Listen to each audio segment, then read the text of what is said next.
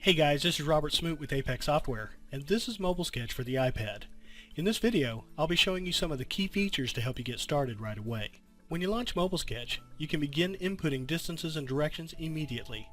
By tapping Enter after each entry, you're ready to draw the next wall, and as you can see, drawing areas in MobileSketch is extremely simple and quick, and we're just getting started.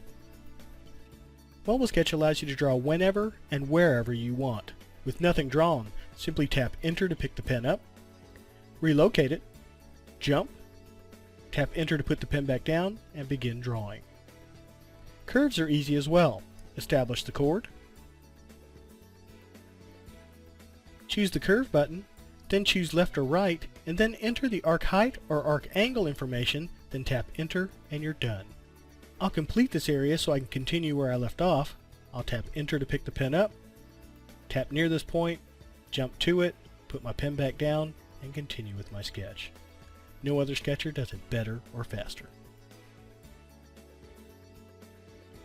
You won't always run into angles in the field, but when you do, they're easy to draw in MobileSketch.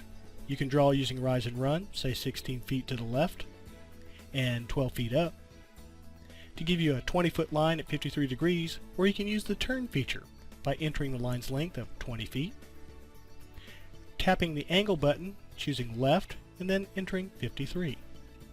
Tap Enter, and it's drawn. Angles off of angles is also easy. Say 15 feet, angle to the right at 90 degrees, tap Enter, and that's all there is to it. Now we've come to a point in our sketch where we can start looking at our call to point of beginning to see if our sketch is going to close properly.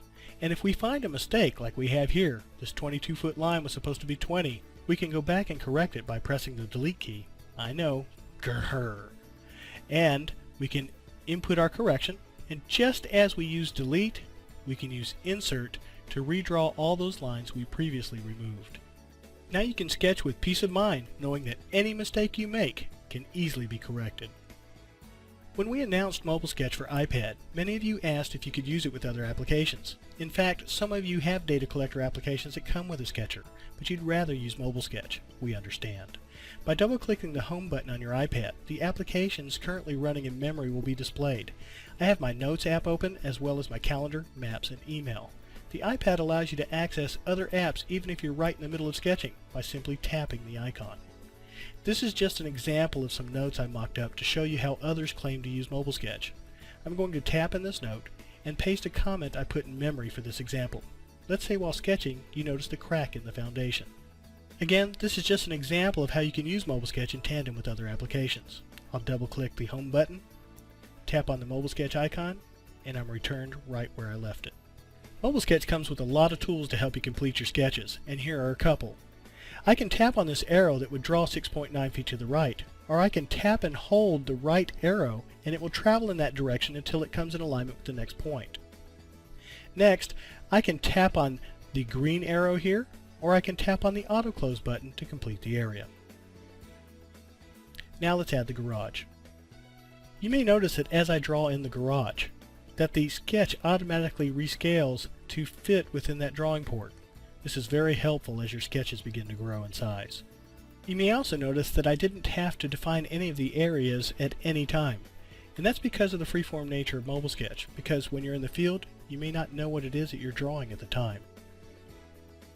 Alright, let's define our areas. First, we get into the Define Area mode, and then it takes two taps. Once to select and recognize the area, and then again to confirm that that's the one you want to define.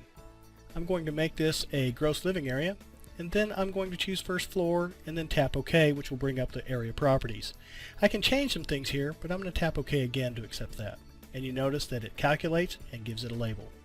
I'll do the same thing for the porch patio, except this time I want to change it to patio, so I'll tap in the field and then type in patio, and then tap return. And then I'll tap OK to accept the change, and then I'll do the same thing for the garage. I'll tap in the area shading to turn that on to show you that. And that's all there is to defining areas. Now that we've defined our areas, let's add some text labels. First, we go to the text label library, and it opens up, and you can scroll through the list until you find the one you want, and tap on it, then tap OK, and it's placed on the sketch. Notice the convenient offset so you don't have to put your finger right on it. You can also pinch to rotate it, which I'm not very good at. And once you have it rotated to the orientation you like, you can also stretch it out by using the pinching motion that I'm showing here. And then, once you position it, you can double tap on the screen or tap Enter to place it. Let's add one more. I'm going to add the bedroom. I'll tap OK, and then place it. And once I like that, tap Enter to anchor it. Now let's do the same thing for symbols.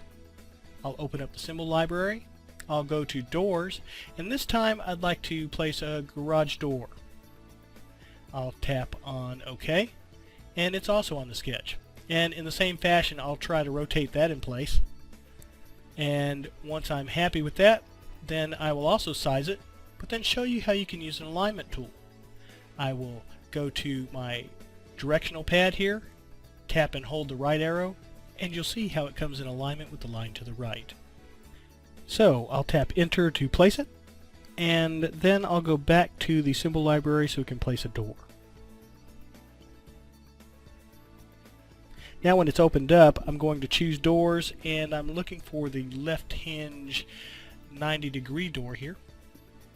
And I'm going to tap OK, and then I'm also going to place it in the same fashion. And once I have it where I want it, then I will tap Enter to place it. Now I'll go to the Select tool, tap away so that you can see what it did to the line there. Now I'd like to take a look at the calculations, so I'll tap on the calculator, and it'll show me all the areas that I've drawn to this point and their net totals. I'll tap on Done here, and I want to stay in the Select mode here so that I can move a couple labels. When you select them, they'll turn red, and all you have to do is move it where you want it, then either double tap on the screen or tap Enter, and it will place it. I'll do the same thing for this first floor, and I want to get rid of bedroom, so I'll select it, then I'll tap this X icon here. Now what I'd like to do is go to my draw mode and place my cursor where I want to begin, put the pen down, and begin drawing. The first one is 12 feet down, and now it's going to come in alignment with the point to the left, and then come in alignment down, and come in alignment again left. So I'll tap Enter, and I'm done with my second floor area.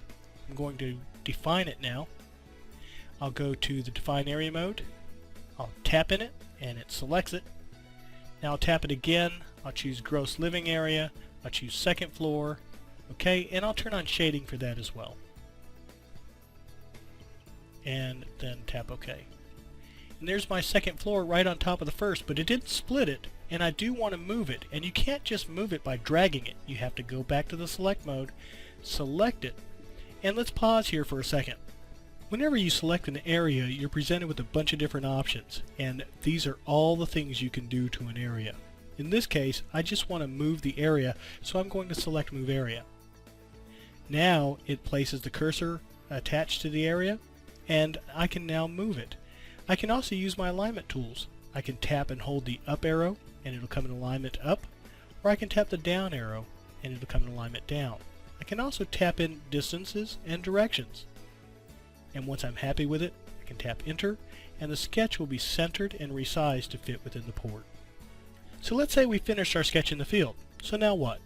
Well, it'd be a good time to save it. So let's go to our File menu, and let's go to the Save function, which is the disk-looking icon that you see here. And when you tap that, it gives you an opportunity to give it a name. I'm just going to give it Residential Test.